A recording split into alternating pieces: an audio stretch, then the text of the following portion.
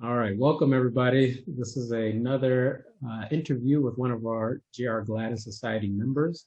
Today we welcome Holly Pilson to the Zoom interview, and I just want to let all of our members know that we're doing this to really engage with you guys, make sure that we get to know each other as members. We want to actually be able to use this collective strength we have, and unless we know each other, we really don't feel comfortable reaching out and collaborating. So as we do more and more of these interviews, we'll get to know more of the actually more of our members, and hopefully we'll be able to be stronger in reaching out, getting to know each other.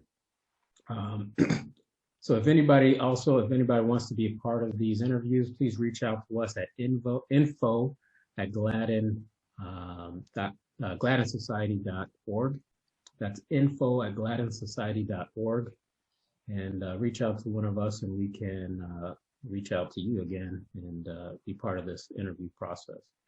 All right, so Jamil, go ahead and introduce yourself as well. Hey everyone, my name is Jamil Kendall. I'm a current PGY3 over in Portland, Oregon at Oregon Health and Science University. All right, I'm Alvin Jones. I'm one of the pediatric orthopedic attendings at Dayton Children's Hospital in Dayton, Ohio. So Dr. Pilson, why don't you just start off by giving us a little bit of history and background about you and kind of your journey into orthopedic surgery. Yeah, sure. So thank you, Alvin and Jamil and the Gladden Society for giving me the opportunity to talk to you and to the members. So I'm a native of North Carolina, and I was born and raised in North Carolina. And early in my childhood, for some reason, I decided I wanted to be a doctor. I don't know where it came from. No one else in my family's in medicine. I like science. I like math. Somewhere along the way, someone probably planted a seed in me that I should be a doctor, and it stuck. And so I never really knew what type of doctor I wanted to be until high school, when I was the stereotypical tore my ACL in high school. I know people say that's so cliche, but it's my truth, and so I'm going to tell it. And so I tore my ACL in high school and had to have it reconstructed. And so through that process, I was introduced to orthopedics, and my surgeon at the time suggested, well, you should consider a career in orthopedic surgery. And I really liked sports. I did well after my surgery and was impressed with my ability to return to sports afterwards. And so I thought I'd give it a shot. And so that sort of desire just kind of stuck around. I got into medical school and decided to go to Wake Forest, which is where actually I am now. And, when you start medical school, you're always told, keep an open mind, don't really kind of decide too early what you think you might want to do, because there may be other things that you enjoy as well. So I did that, and I briefly entertained the idea of doing OBGYN, but then when I switched from my OB part of the rotation to the GYN part of the rotation, I just really found that it wasn't really for me anymore. And so I landed back in orthopedics. And so I applied into orthopedics. I matched at Wake Forest. And so I did my medical school and residency at Wake Forest. And when I came into orthopedics, I really didn't know what specialty I wanted to do. I, considered everything at first. And I finally decided that I really wanted to do trauma. And so I did a trauma fellowship out in Sonoran, Orthopedic Trauma Surgeons, which is in Phoenix, Scottsdale area, and really loved it. And then I practiced for a couple years in an non-academic hospital employed-based model at 11-1 Trauma Center in Tennessee before I got the opportunity to come back to Wake Forest on faculty. So I've been back at Wake Forest since 2016, so coming up on 5 years. Oh, great. So you had the opportunity to be in a non-academic setting. Mm-hmm. That's interesting. Did you actually seek out that opportunity, or were you actually planning on being in academics coming out? So when I finished residency, I had a 1-year-old son. I had my son the very first month of my chief year of residency.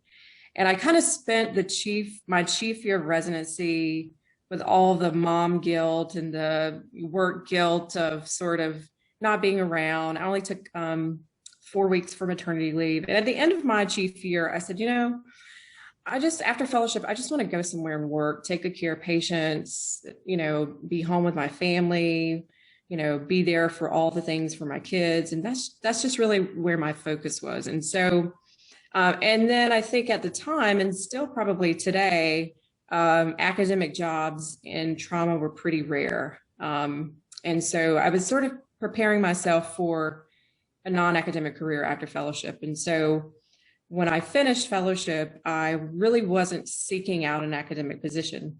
I had a set of criteria of things that I was looking for. And so I found that in this job in Tennessee. And I did that job for 2 years, and it was a really good learning experience for me. I probably at the end of my 2-year contract would have renewed had I not been called by my now colleague, my now partner, who was at the time, one of my mentors from residency, who called me out of the blue and said, "Hey, we have a position coming open and you're the first person I thought of. What would you think about coming back to Wake on faculty?" And I was really surprised by the call. I hadn't not really considered it. I probably had a little bit of imposter syndrome going on about my ability to be an effective teacher and come back to a big level 1 center and work with residents and fellows and students and things of that sort. But to make a really long story short, it worked out, and it's kind of come full circle for me after coming up on 5 years being back. I sort of feel like it's where I was always supposed to land. And I don't know if I was running from it or what, but it had its way of catching back up to me. So it's been great being back in an academic setting, working with fellows and residents and students. And I think it's really given me the opportunity to be a better mentor to, people that don't have a lot of mentors that look like them, whether that be, female or from underrepresented ethnic groups, so on and so forth. So I think it's really given me the opportunity to sort of dig into that passion of mine in an academic setting. Tell us a little bit about that, because we don't see a lot of Native Americans, in orthopedics, and so Mm-hmm. I do want to know what type of things you are doing when it comes to these underrepresented minorities in your field, or I guess in your corner. Yeah, sure. So honestly, I was born and raised in my native community, which is in southeastern North Carolina. And in the area where I grew up, it's about 40% Native American, about 40% African American, and about 20% white. And so when I grew up, I was really never in the minority in my home community. But as soon as I left that area, I started to really see what it was like to be in an underrepresented group in many categories. And so, and this is the case for most Native American people, is that outside of their home communities, Native Americans are really probably in the smallest minority group in our country, outside of their home communities. And so, of course, that's the same in medicine. And if you ever read any papers about healthcare disparities and workforce diversity, you'll almost always see that Native Americans are the smallest group in whatever, set of data you're looking at. And so for me, although we have a lot of Native physicians from my personal tribe and from other tribes, and I definitely looked up to them and they were mentors for me, we did not have any orthopedic surgeons who were Native. And I actually personally have never met another Native American orthopedic surgeon. I have spoken to one on the phone, actually, through Interventions. I'm a mentor or a preceptor with Interventions, and Tish introduced me to someone that she knew who is a female Native American orthopedic surgeon. So this is the first one I ever had sort of met, and we really haven't met yet in person, but we've spoken on the phone and communicated via email. And so, I think that speaks to the fact that, when I'm a big believer in workforce diversity, and I do believe that it helps when you can see someone in a position that you aspire to be in, who looks like you, who's from the same town as you, who has something in common with you. It sort of helps you believe even more so that you could do that same thing. But I think for some of us who, if I had waited until the day I met another female Native American orthopedic surgeon, I'd still be waiting, right? So sometimes there are those areas where we have to step outside our comfort zone, seek out mentors who may not look like us, who may not be from where we're from, and say, you know what, I don't see anyone around me who's doing this, whatever it is, but I really feel like this is what I'm supposed to be doing, and I'm going to seek out a mentor in that area. And so that's kind of what I had to do. And fortunately for me, it worked out. But I also have a big passion and desire for mentorship and making sure that, members, that from my tribe, from other tribes, from all really underrepresented groups can see me and hear my story, and maybe they can relate to some aspect of it, and that I can serve as a mentor to them in that capacity. And I actually have a medical student currently at my school who is also a member of my tribe, who's just starting her 3rd year and is applying to orthopedic surgery. So, oh, wow. Yeah. Nice. I'm excited about that. Yeah. So I do also want to touch on some non-work stuff. So, I do see a big map behind you with little pins in it. It seems like you must like to travel. Or is there any other thing you like to do outside of work?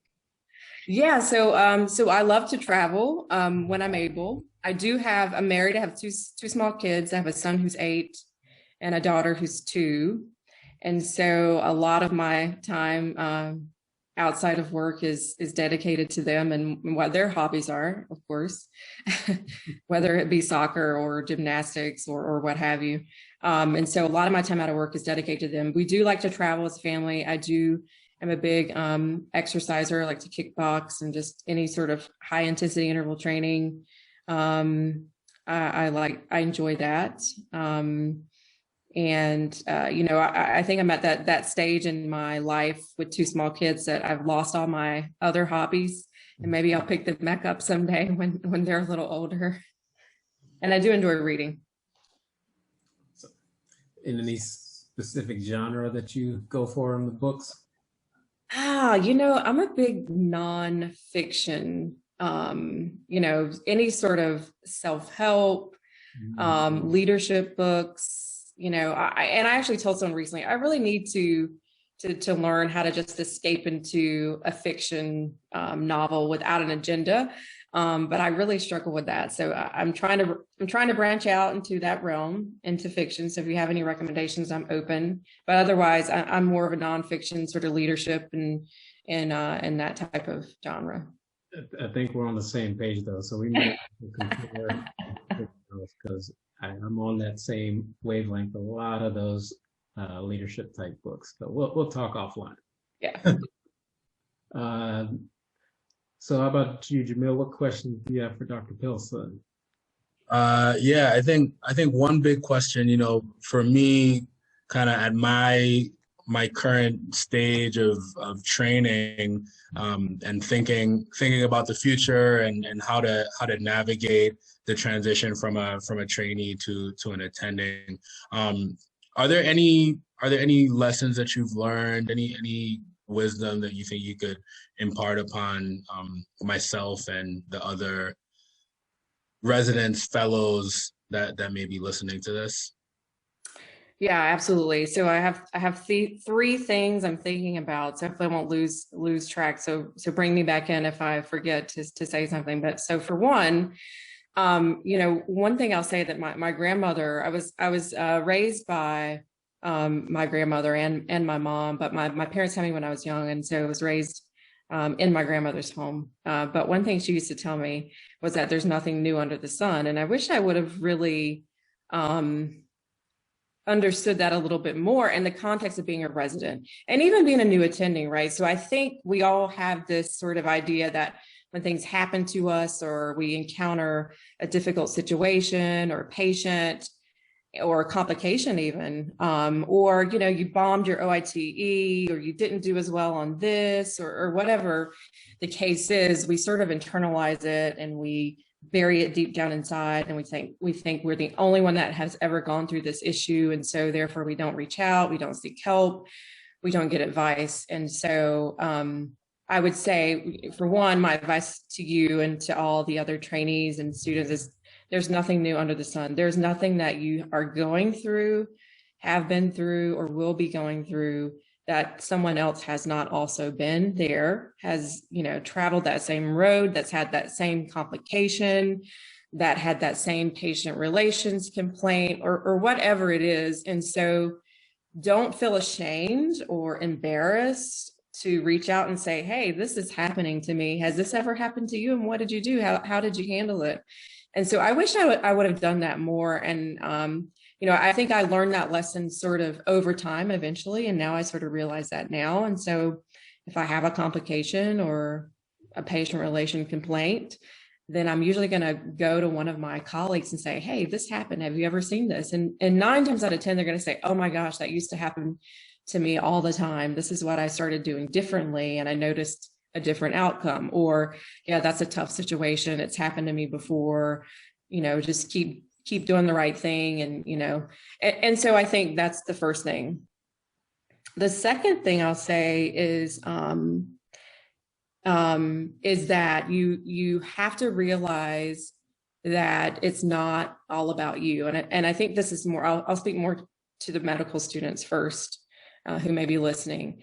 And I think we spend a lot of time applying to medical school, being in medical school, interested in a really competitive specialty, trying to make sure that we're the top of the class and we have the best board scores and the highest grades. And we're super gung-ho and sort of very inward focused to how we can be more competitive and how we can perform better. But at the end of the day, you know, you have to realize on many fronts that it's really not about you, right? You didn't go into medicine or orthopedic surgery for yourself. You went into it to help patients. And so if you really just recenter yourself and refocus on why I'm doing this is for the patients. It's so, you know, I do want to be the best that I can be, but it's not so I can be number one, it's so that I can take the best care of my patients that I can. And then also, you know, in terms of it not being all about you, is that you have to remember to reach back and help someone behind you, whether that's a college student or a high school student or a middle school student, someone that you could say, hey, I was once where you were. You can be where I am if you choose to be. And this is what I did. And I want to be a mentor to you. So just keeping those things in mind, you know, it is important to do well on standardized tests and to do well in your classes and things of that sort. But you always have to remember and stay grounded at remembering that it's not about you. The last thing I'll say is one of my mentors told me this, and who's actually one of my colleagues now, told me this when I was a resident. And it kind of goes back to it's really not about you. Anyway, second piece of advice is typically the best thing for the patient is usually the most inconvenient thing for you. And so if you're ever in a situation where you're debating or you're pondering about whether or not you should do something, whether it is go check a dressing, you know, go back and recheck the x-ray, make sure you didn't miss something, whether it's walking, 2 miles across the campus of the hospital to go check on a patient before you go home because they're on your mind and you're worried about them because they, had a lot of blood loss during surgery or whatever that is. Usually the best thing for the patient is the most inconvenient thing for you. And so it goes back to that. It's not about you, right? It's not all about you. And so just keeping that in mind, I think can just keep you centered on what's really important as an orthopedic surgeon and as a trainee. Thank you so much. Those are great tidbits. Thank you. Yeah. Great words. I think I did. I've received that last bit too from one of my attendings in fellowship. They said the same thing. Like whenever you're thinking about it, and it doesn't seem like you know you want to do it, then you have to fight that urge because it's probably best that you do it, even though you don't want to do it for your own needs. The other thing Patient comes first. Oh, go ahead. Patient comes first. Correct. Correct. The other thing I wanted to point out too that I noticed in your career, Dr. Pilson, is that you spent 2 years in Tennessee. And this is something that not everybody will understand, but for a lot of fellows coming out, now when you're taking your boards, you do have to sit, or you have to be at the same area for at least 20 months to sit for your oral boards. So that's an important thing that I just noticed when she was talking about her history. So that's another thing just to keep in mind, fellows, if you are coming out of fellowship, wherever you go, think about that. You want to be able to stay there for at least 2 years. That's right. For your oral boards. Well, thank you. I do want to get 2 more questions in, and these are the questions that I ask to every interviewee. The first question is really, what do you want to see out of the J.R. Gladden Society? Like, how can we bring value to you as a society? Well, I think it's already been evident through my membership in Gladden Society that what has been brought to me already is the networking, is having conversations like these, getting to know the other members, potential collaborations with research. Now, I'm on the research committee for Gladden Society, and we've been able to do a couple of projects or interventions to really bring to light some healthcare disparities in orthopedic trauma. For me personally, being a Native American, I think, one of the reasons I joined Gladden Society is because there is no Native American Orthopedic Society, right? There's a Latino Orthopedic Society and there's Gladden Society. And to me, it really spoke to me that Gladden Society represents sort of a multicultural organization that can cater to members from a diverse group of ethnic and racial sort of backgrounds. And so, I've been, especially recently, thinking a lot in my research and in my work about how to bring forth a lot of issues that Native Americans face in terms of healthcare disparities, but also just in being recognized, right? So, for example, there's a lot of information about the genocide of Native American people in the research data. So a lot of Native Americans are miscategorized racially when they leave their Native communities as either white or Black or Hispanic. And so, and that skews a lot of our research, right? And so that's been a big research of mine recently. And so I look forward to seeing maybe how Gladden Society can help me bring that sort of forth to the light. So awesome. And I guess you kind of answered the second question too. I mean, with all that you're doing, you're definitely bringing value to the organization. Is there anything else that you feel led to contribute though to the organization? Well, in addition to the research committee, I'm also a mentor through the Gladden Society mentorship program, which has been great. My mentor from this past year, James Clemens, a Howard student, and we met several times virtually through the process, and he successfully matched this year in ortho at Howard. So he was my first actually mentee through Gladden Society, and so I think that was a really positive experience. I look forward to continuing that along, during my membership with Gladden Society. So that is the other thing that I've really been invested in with Gladden. Awesome. Well, thank you so much, Dr. Pilson. I do want to say again to all of our members, please reach out to us at info@gladdensociety.org if you want to be a part of these conversations. And we are going to sign off on our recording there. Again, thank you again. Thank you. Thank you so much.